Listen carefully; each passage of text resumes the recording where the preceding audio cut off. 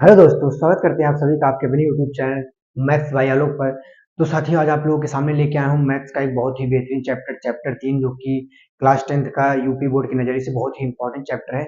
और जिसमें समीकरण को सॉल्व करने की विधियाँ दी हुई हैं, जिसमें प्रतिस्थापन विधि दी हुई है, विलोपन विधि है। तो आज आपको बताएंगे कि प्रतिस्थापन और विलोपन विधि से आप किसी भी समीकरण को कैसे सॉल्व कर सकते हैं आसान तरीके से।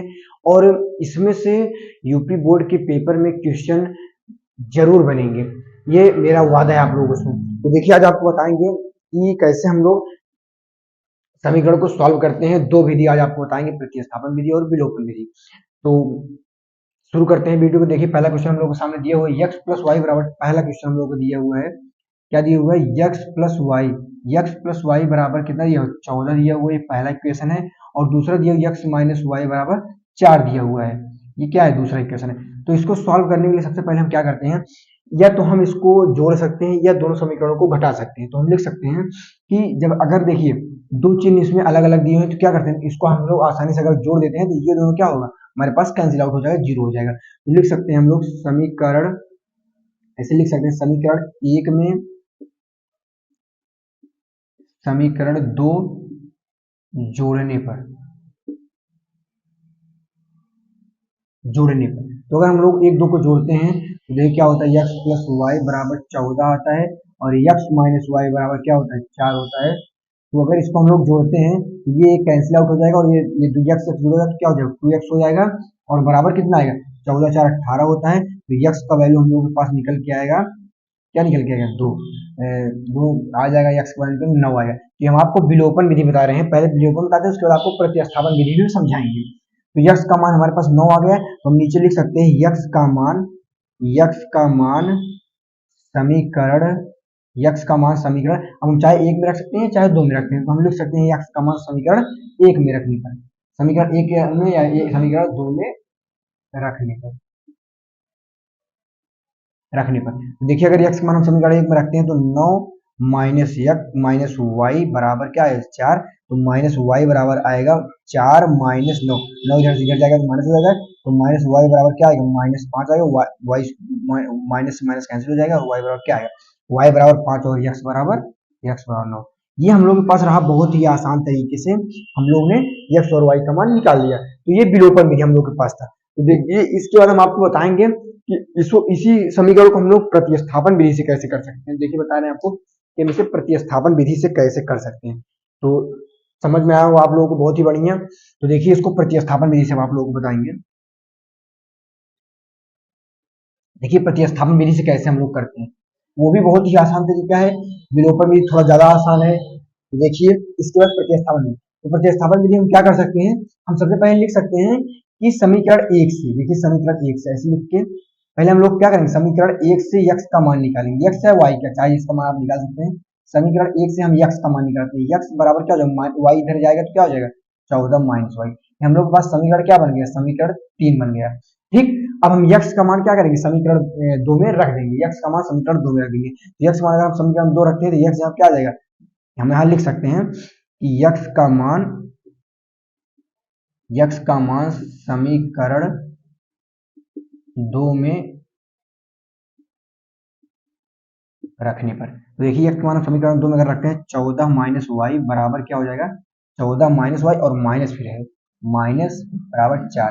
तो माइनस वाई क्या हो जाएगा, प्लस माइनस दो वाई हो जाएगा, इसको वाई -2y हो जाएगा। उसके बाद हम 14 को इधर लेके जाएंगे तो -14 हो जाएगा और -2y। अब हम क्या करेंगे, अब हम इसको इधर से माइनस कर देंगे और -2y बराबर क्या हम लोग के पास निकल के आएगा, -2y बराबर आएगा -10 और माइनस माइनस कैंसिल आउट हो जाएंगे और y बराबर निकल के आएगा 10/2 बराबर 5। y का मान हम लोग के पास निकल के आया 5।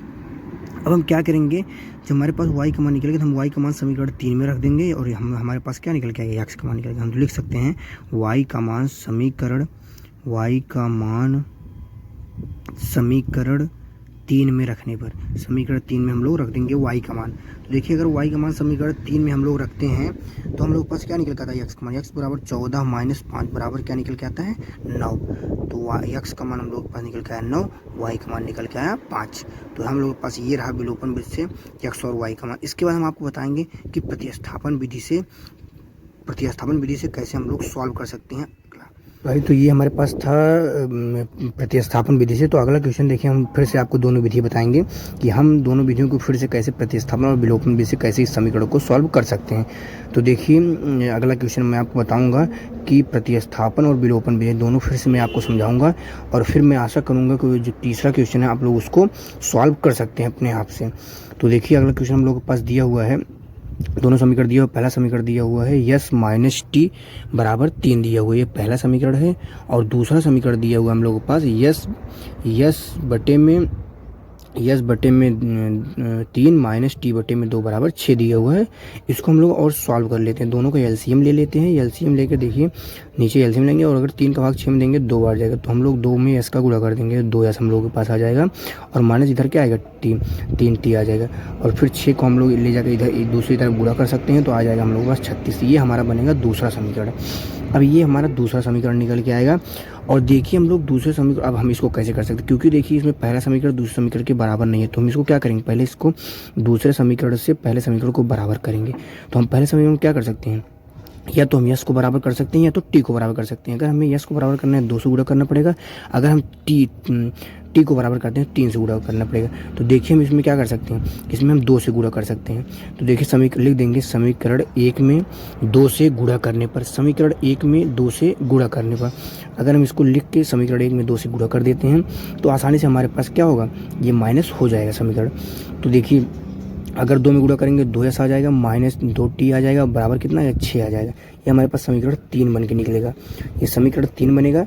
और उसके बाद फिर क्या करेंगे, समीकरण 2 में से घटाएंगे, तो नीचे हम लिख देंगे समीकरण 2 को, तो 2s माइनस 3t बराबर क्या निकल के आएगा, 36 निकल के आएगा। इसको हम लोग माइनस कर देंगे, समीकरण 3 में से समीकरण 2 को घटा देंगे हम लोग। तो देखिए इसको हम लोग कैसे घटा सकते हैं, समीकरण 2 को समीकरण 3 से कैसे घटा सकते हैं। इसमें अगर हम घटा रहे हैं तो नीचे वाला जो समीकरण होता है उसका चिन्ह क्या होता है, बदल जाता है। अगर प्लस है तो माइनस हो जाएगा, माइनस है तो प्लस हो जाएगा। अब देखिए माइनस और प्लस दोनों क्या हो जाएगा, कैंसिल आउट हो जाएगा। देखिए दोनों क्या हो जाएंगे, कैंसिल आउट हो जाएंगे। उसके बाद फिर देखिए टी का मान हम लोग के पास कैसे निकालेंगे। यहाँ देखिए थोड़ा क्वेश्चन में गलत हो गया था, क्वेश्चन मैंने यहाँ गलत लिख लिया था, यहाँ प्लस रहेगा, यहाँ भी प्लस कर लेंगे, और इसको यहाँ भी समीकरण में भी प्लस कर लेंगे।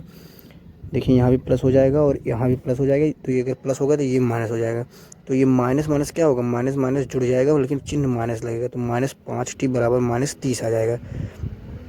-5t बराबर -30 आ गया, टी का मान माइनस माइनस कैंसिल हो जाएगा, टी का मान निकल के आएगा 30/5 बराबर 6।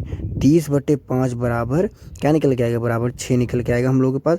और टी का मान अगर 6 निकल गया तो हम टी का मान समीकरण में 1 में रख देंगे, उठा के टी का मान समीकरण 1 में रख देंगे। तो हम लिख देंगे टी का मान समीकरण